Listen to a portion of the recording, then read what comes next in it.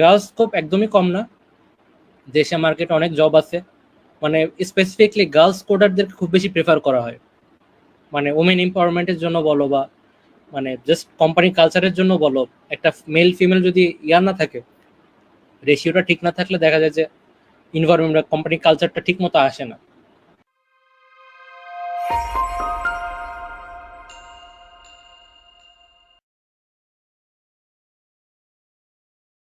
আফরিন হায়াত কমেন্ট করেছেন, please say something about girls scope.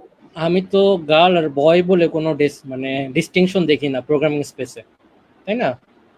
এটা ঠিক, মানে বাংলাদেশে মেয়েরা আসলে একটু কম ফোকাস দেয় প্রোগ্রামিং এর প্রতি, বাট তাদের যে ট্যালেন্ট লেভেল যে খুব কম, ব্যাপারটা ওইরকম না।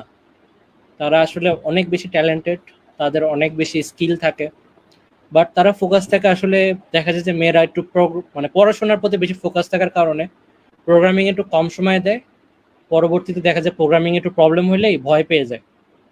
তো আমি বলবো যে মানে গার্লস স্কোপ একদমই কম না, দেশে মার্কেটে অনেক জব আছে, মানে স্পেসিফিকলি গার্লস কোডারদেরকে খুব বেশি প্রেফার করা হয়, মানে ওমেন এম্পাওয়ারমেন্টের জন্য বলো বা মানে জাস্ট কোম্পানি কালচারের জন্য বলো, একটা মেল ফিমেল যদি না থাকে, রেশিওটা ঠিক না থাকলে দেখা যায় যে ইনভায়রনমেন্ট কোম্পানি কালচারটা ঠিক মতো আসে না।